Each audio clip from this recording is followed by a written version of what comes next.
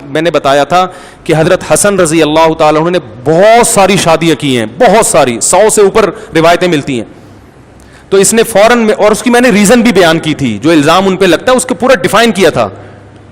کہ یہ کوئی توہین نہیں ہے, وہ وجہ کیا تھی ان شادیوں کی وہ بھی بیان کی تھی پوری ڈیٹیل سے.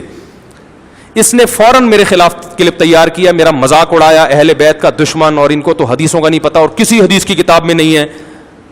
پھر اس نے اپنے ایک بیان میں کہا مصنف ابن شیبہ حدیث کی کتاب ہے جس میں یہ روایتیں ہیں, تو اسی میں حضرت حسن کی شادیوں والی روایتیں بھی ایک طرف کہہ رہے کسی حدیث کی کتاب میں نہیں ہے, حالانکہ یہ تو شیعوں نے لکھا ہے, شیعوں کی تاریخی کتابوں میں یہ سب چیزیں ملتی ہیں. شیعہ عالم سے پوچھو وہ کہے گا ہاں ایسا ہے, ایک عامی کو نہیں پتا ہوگا, لیکن کوئی شیعوں کا مستند عالم ہو وہ کہے گا کہ حضرت حسن نے 100 سے زیادہ شادیاں کی, وہ شیعہ مانے گا,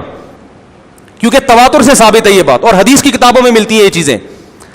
اس سوال کا جواب سامنے جو چمچا بیٹھا ہوا ہے اس کو یہ سوال پوچھنے کی اجازت بولو بھائی نہیں ہے.